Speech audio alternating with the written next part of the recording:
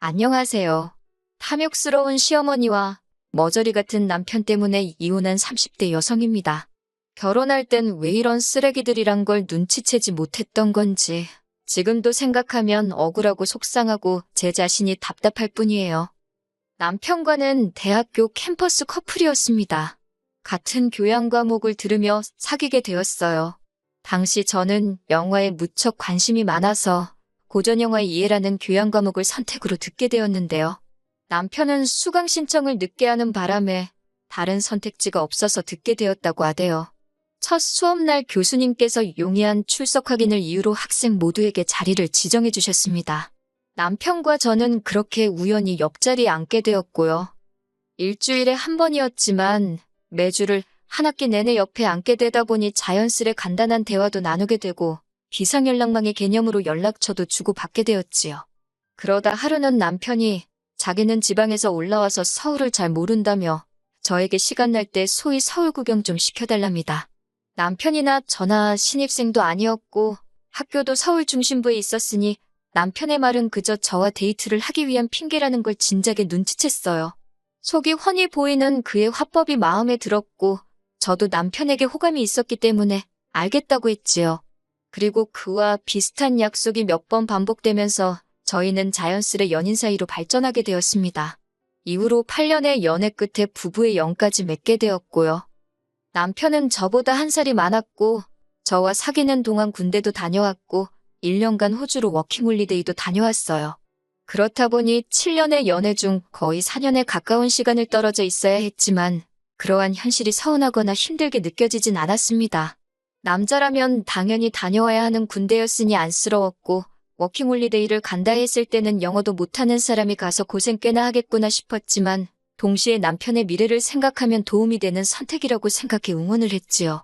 그리고 저 역시 남편과 떨어져 혼자 지내는 동안 남편만 오매불만 기다리고 있지 않았습니다. 오히려 남편만큼 저도 제 미래를 위해서 학교 공부에 매달리고 성실히 취업 준비도 했네요. 그 덕분에 대학 졸업과 동시에 대기업에 들어갈 수 있었고요. 저는 한 번도 공부를 손에서 놓은 적이 없었기에 어른들이 말씀하시는 인생의 커리큘럼을 차곡차곡 밟아나갔어요. 하루도 허투루 보낸 적이 없었다고 할까요? 그래서 남편과 결혼 이야기가 나왔을 당시 이미 대리라는 타이틀을 달고 있었지요. 반면에 남편은 취업 전 이렇게 저렇게 보낸 시간이 많아서 저보다 한참 늦은 나이에 사회생활을 시작했습니다. 솔직히 남편이나 저나 두 사람의 조건만 놓고 보자면 크게 다를 것이 없었어요. 두 사람 다 대한민국에서 이름난 회사에 다니고 있었고 연봉은 제가 남편보다 회사를 오래 다녀서 좀 더 높았지만 그거야 이유가 명확했으니 저에겐 별 문제가 되지 않았거든요. 외모나 성격 같은 건 너무 주관적이라 제가 여기에 적는 건 아닌 것 같고 하지만 문제는 결혼이란 게 저희 둘만 좋다고 하는 것은 아니잖아요. 집안이라던가 배경을 빼놓곤 이야기할 수가 없었으니까요. 저희 시댁을 먼저 이야기해보자면 넉넉한 상황은 아니었어요. 아버님은 공무원 생활을 오래 하셨고 어머님은 평생을 전업주부로 지내셨거든요. 여담이지만 남편이 남들 다 가는 해외유학 대신 워킹홀리데이를 선택했던 이유도 시댁의 경제적 상황과 무관하지는 않았지요. 반면 저희 친정의 경우 제 조부모님께서 제법 큰 재산을 저희 아버지께 물려주셨습니다. 그리고 제가 서울에서 대학을 다니게 되자 아버지께서 제 앞으로 아파트를 한 채 증여해 주셨어요. 세금도 다 내주셨고요. 하지만 대학생인 저에게 20평대 아파트는 과분하다 생각해서 그 집은 월세를 놓고 정작 저는 원룸에서 자취를 했네요. 친정부모님께선 제 재산이니 제가 알아서 하라고 허락해 주셨기에 가능한 일이었지만요. 그리고 회사에 들어간 이후로도 계속해서 그 집은 월세를 놓고 저는 원룸 생활을 이어갔습니다. 그리고 이 대부분의 사실을 결혼 이야기가 나오면서 남편은 물론이고 어머님도 알게 되셨습니다. 사실 저는 어머님께 말씀을 드리고 싶지는 않았는데 남편이 자기 딴에는 제가 아파트를 가지고 있다는 게 어머님께 좋은 인상을 줄 것 같았답니다. 뭐 점수를 딸 것 같았다나요?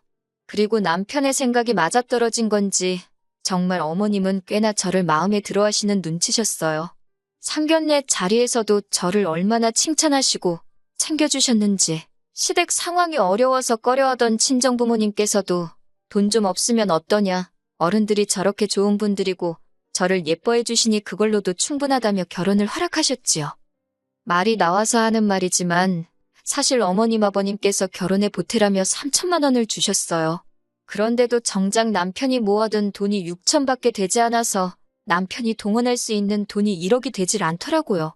반면에 저는 제가 타던 차도 있었고 모아둔 돈도 1억 이상 있었어요. 그리고 친정에서도 원한다며 따로 지원을 해주시겠다 했지만 이미 일전에 받은 아파트도 있고 해서 그건 제가 거절을 했네요. 결국 남편과 제 돈을 다 합치니 가까스로 2억이 조금 넘었습니다. 하지만 그 돈으로 집을 사자니 대출을 받아야 했는데 그건 내키지가 않았지요. 그래서 일단은 신축 빌라 전세로 시작하자 했어요. 그런데 여기서부터 생각지도 못한 어머님의 간섭을 받게 되었습니다. 어머님이 말씀하시길 제 이름으로 된 아파트가 있으니 당연히 거기서 저희가 신혼살림을 꾸릴 줄 아셨다대요.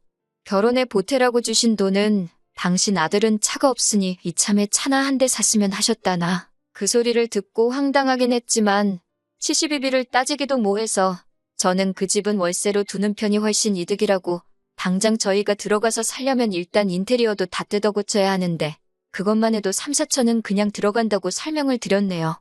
그랬더니 어머님께서 그럼 적어도 명의는 변경하라셨습니다. 어쨌든 부부가 되었으니 니 거 내 거가 어디 있냐며 아파트부터 공동명의로 하라나요. 그 말을 듣자마자 바로 싫다고 안 된다고 딱 잘라 거절했어요. 결혼하기 한참 전에 친정아버지가 주신 재산이고 그러니 나눠 가질 이유가 없다고요. 그러자 어머님께서는 부부 생활이라는 게 그렇게 너 한 개 나 한 개 따져가며 갖는 게 아니랍니다. 그래도 제가 뜻을 굽히지 않자 몇 번이고 직장에 있는 저에게 연락을 하시고 따로 불러내가며 잔소리를 하시더군요. 이때 남편에게 이걸 말을 할까 말까 고민을 많이 했어요. 그러다 거의 2달 가까이 흘렀을 즈음 어머님께서 서럽다며 제 앞에서 우시더라고요. 이게 다 제가 시댁에 돈이 없다고 제가 당신 말을 무시하는 거라면서요. 그때는 솔직히 너무 열받더라고요. 이러다 잘못하면 내가 정말 나쁜 며느리라는 오명을 쓰게 될지도 모르겠다 싶었으니까요. 결국 남편에게 어머님이 공동명의를 하라고 강요하신다는 사실을 털어놓았습니다. 그런데 저는 중재 좀 해달라는 뜻이었는데 엉뚱하게도 남편이 한다는 말이 사실 자기도 조금 서운했다는 거예요. 자기는 뭐 제가 공동명의하자고 해도 당연히 안 했을 거지만 그래도 아예 묻지도 않는 저를 보고 좀 실망을 했다나요. 어이없고 황당해서 지금 그걸 말이라고 하냐니까 부부 사이니까 솔직하게 털어놓는 거랍니다. 어찌나 찌질하고 한심해 보이던지. 하지만 이때만 하더라도 결혼한 지 3달도 되지 않았기에 이혼 같은 건 솔직히 생각해보지도 않았습니다. 그저 정신을 똑바로 차리면 큰일 나겠다. 그 정도로만 생각을 했달까요? 그래서 얼마 지나지 않아 남편더러 돈 관리는 각자 하자고 했어요. 어차피 당신이나 나나 버는 건 비슷하니까 각자 관리해도 괜찮을 것 같다고요. 생활비 명목으로만 150씩 내놓고 200은 앞으로 당신과 나의 미래를 위해 저축을 하자. 그리고 나머지는 각자 알아서 양심껏 관리하자니까 남편도 좋다대요. 하지만 공동명의 사건 이후로 어머님은 저를 따돌리기 시작하셨어요. 얼마나 유치한 방법으로 저를 없는 사람 취급하시던지요. 남편에게는 위로 결혼한 아주버님이 한 분 계셨는데 저는 어머님이 형님을 그렇게 예뻐하시는지 그때 처음 알았네요. 한 번은 어머님께서 동네 아주머니들하고 산에 다녀오시다 샀다면서 무슨 열쇠고리 같은 걸 사오셨는데 제 것만 없더라고요. 식사를 할 때도 고기 반찬을 집어다 형님 밥그릇에 얹어주시면서 당신 말 잘 듣는 며느리만 당신 며느리라고 하질 않나. 그런 일을 3-4번 당하고 나니 저도 사람인데 기분 더럽더라고요.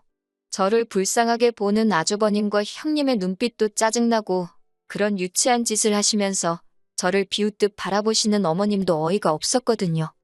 솔직히 그런 상황 속에서 남편이라도 우직하게 제 편을 들어주었다면 제 감정이 이렇게까지 격해지진 않았을 거예요. 하지만 남편에게 어머님이 나에게 하시는 행동을 봤냐며 제 고충을 토로하면 돌아오는 반응은 자기는 그런 낌새를 못 느꼈답니다. 그러면서 오히려 저를 마치 어머님이 하시는 말이며 행동이면 무조건 예민하게 받아들이는 그런 여자로 몰아가더라고요. 그래서 이후로는 시댁일에 관해서는 아예 관심을 끊어버렸습니다. 그러다 지난 추석이었습니다. 남편만 보냈습니다. 추석 전에 있던 어버이날에도 제가 드린 용돈은 받으셨고 선물도 챙기셨으면서 식당에선 일부러 제 공깃밥만 주문 안 해주시고 저한테 말도 한마디도 안 걸으셨거든요. 그리고 이후로 있던 어머님 아버님 결혼기념일 때도 제가 용돈 100만 원 챙겨드렸는데 그 돈으로 아주버님하고 형님만 데리고 여행 다녀오셨더라고요. 물론 어머님께 제가 쓰시라고 드린 돈이니 그 돈으로 여행을 가시든 어디다 기부를 하시든 제가 뭐라 말할 입장은 아닙니다. 그리고 어머님께서 저한테 당신이 어디 간다, 누구랑 간다 그런 걸 보고하셔야 할 의무도 없고 이유도 없다는 것도 잘 알지요. 하지만 적어도 아주버님네와 여행을 가기로 하셨다면 참고로 아주버님네는 여행비를 부담하실 상황이 전혀 못 되십니다. 그러면 남편하고 저한테도 한번 같이 가겠냐고 물어봐 주실 수는 있는 거잖아요? 어차피 저희는 바빠서 같이 못 갔을 텐데요. 게다가 여행지에서 돌아오셨을 때도 당신 아들인 남편 선물만 달랑 사오셨습니다. 저한테는 심지어 깜빡했다, 미안하단 말씀조차 없으셨고요. 그렇게 계속 무시와 괄시를 당한 마당에 제가 추석이랍시고 시댁에 가서 음식을 하고 말 그대로 식모 노릇을 하고 싶었겠어요? 그래서 남편한테 혼자 가라 했습니다. 그랬더니 남편이 한다는 소리가 그러면 돈이라도 얼마 챙겨드려야 하는 거 아니냐입니다. 그래서 당신이 드리면 되지 왜 나한테 찾냐고 단칼에 거절했어요. 그랬더니 우물쭈물거리며 한다는 소리가 어머님이 명절에 고생을 많이 하신다고. 저도 너무 화가 나서 그 고생 내가 시켰냐고 소리를 질렀습니다. 그랬더니 남편도 꿀먹은 모마냥 더 말은 못하고 현관을 나서더라고요. 남편은 추석 연휴를 오롯이 혼자 시댁에서 보냈고 저는 친정에서 지냈어요. 친정 부모님이 걱정하실까봐 각자 집에 가기로 했다고. 요새는 우리 같은 부부가 많다고 대충 둘러댔지만 친정어머니가 대번에 눈치를 채셨습니다. 저더러 시어머니양 뭐 안 좋은 거 있냐고 물으시더라고요. 정말 친정어머니가 그거 딱 하나 물어보셨는데 순간 눈물이 쏟아질 것 같았지만 결국은 아무 말도 하지 않았습니다. 저희 친정부모님 성격에 제가 그런 처지에 있다는 걸 아시면 분명히 가만히 계시지 않을 테고, 하지만 그때만 하더라도 연애 8년, 결혼 1년 합의 9년이란 시간이 너무 아까웠어요. 그래서 어리석게도 버텨내겠다고 생각했지요. 추석의 마지막 날 시댁에서 돌아온 남편이 한다는 말이 어머님 아버님이 제가 안 와서 너무 서운해하셨답니다. 그 말이 전혀 믿음이 가진 않았고 저도 가슴에 맺힌 게 있던 탓에 내가 안 와서가 아니라 내가 돈 봉투를 안 보내서 그렇겠지라고 쏘아붙여버렸네요. 그랬더니 남편이 한숨을 푹 쉬면서 한다는 소리가 저더러운 너도 그 돈 안 들여서 마음이 불편하지 않냐입니다. 찝찝하지 않냐고 그래요. 그러면서 지금이라도 계좌이체 해드리라는데 어이가 없어서 내가 못하러 그런 짓을 하냐 받아쳤습니다. 그리고 남편더러 돈 벌어서 뭐하냐고 어머님 아버님이나 챙겨드리지 그러냐니까 자기는 평소에도 잘 챙겨드린답니다. 그래서 당신 낳아서 키워주신 부모님한테 당신이 잘한다는데 내가 무슨 말을 하겠냐고 휴잔았네. 그러며 한껏 빈정댔네요. 이후로 연말에 크리스마스에 신정에 지난 설까지 정말 단돈 10,000원도 시댁에 안 보냈습니다. 전화도 안 했어요. 그랬더니 설 연휴가 끝나고 바로 어머님께 웬일로 연락이 다 왔더라고요. 죄 지은 것도 아닌데 내가 왜 피하나 싶어서 전화를 받았습니다. 어머님께서 이따 당신이 올라오신다며 만나자 하시길래 알았다 했어요. 다행히 남편이나 저나 설 연휴 이튿날까지 쉬었기에 바로 그날 늦은 오후 어머님을 만날 수 있었네요. 카페에 앉기가 무섭게 어머님께서 저더러 지금 뭐하는 짓거리냐고 따지시더라고요. 그래서 무슨 말씀을 하시는 거냐. 어머님이 먼저 저 없는 사람 취급하고 그러지 않았냐. 그리고는 뒤이어 그동안 제 가슴에 맺혔던 말을 다 토해냈습니다. 그랬더니 어머님께서 하신다는 말씀이 너도 나를 무시하지 않았냐. 그래서 나도 너를 무시한 거다. 사람이 무시를 당하면 얼마나 기분이 나쁜 건지 제가 직접 느껴봐야 정신을 차릴 것 같았다는 말도 안 되는 논리를 펼치시더라고요. 제가 어머님께 전 단 한 번도 어머님을 무시한 적이 없다. 무시할 것 같았으면 애시당초 어머님 아들하고 결혼하지 않았다고 했어요. 그랬더니 어머님 얼굴이 벌개지면서 저더러 이제서야 속내를 드러낸다면서 그런 말을 한다는 것 자체가 제가 어머님하고 남편을 무시하는 거라나요? 도저히 대화가 통하지 않아서 결국 단도직입적으로 도대체 저를 왜 보자고 하신 거냐 물었습니다. 용건만 이야기하자고요.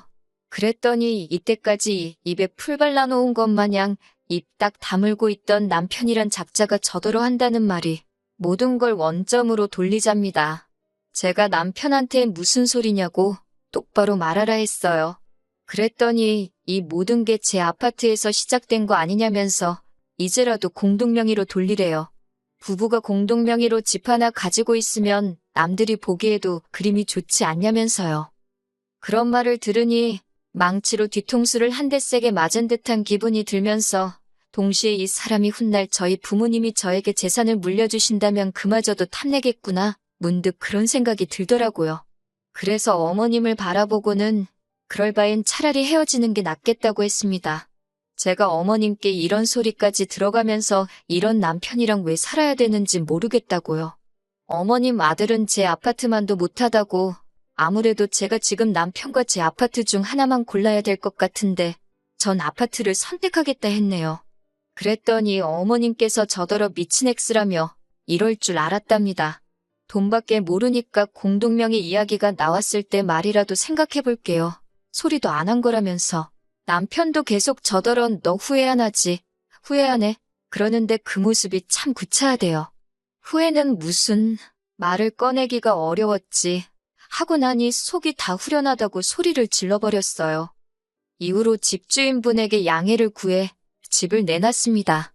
이건 여담이지만 집주인분께서 보기 좋은 신혼부부였는데 왜 이혼을 하냐고 하도 캐물어서 시어머니 때문에 이혼한다 하니까 폭풍 공감을 해주시더라고요. 당신도 시집살이를 못 견뎌서 이혼했다면서 그래도 저희는 애가 없어서 다행이라고 그리고 동병상련이라 느끼셨는지 집이 나가는데 적극적으로 협조를 해주시겠다 했습니다. 솔직히 시원섭섭도 아니고 그냥 시원해요. 9년이란 세월을 생각하면 가슴이 쓰리지만 미련은 없습니다. 저는 할 만큼 했다 싶거든요. 남편은 엊그제 서류까지 내고 오니까 이혼이 실감이 나기는 하는 건지 저한테 정말 자기 없이 살 수 있겠냐는 헛소리를 해대더군요. 웃으면서 약 먹었냐, 돌았냐 그랬어요. 당연히 살지. 너가 없으니 이제 더 잘 살게 생겼다고요. 그리고 어젯밤 어머님한테 장문의 문자가 왔습니다. 기어이 끝장을 보자는 거냐면서 멀쩡한 당신 아들 이혼남 만들어 놓았다며. 아니, 저도 이혼녀돼서 열받아 죽겠는데 말이에요. 읽다가 짜증나서 어머님한테 마지막으로 제 재산 탐내는 돼지 같은 어머님 때문에 저희 이혼하는 거라고 했습니다. 하긴 남편도 쪼다등신이었고요. 그리고는 어머님 번호 차단해버렸어요. 인생에서 똥 한 번씩에 밟았다 생각해야지요. 자, 이제 씻어내겠습니다.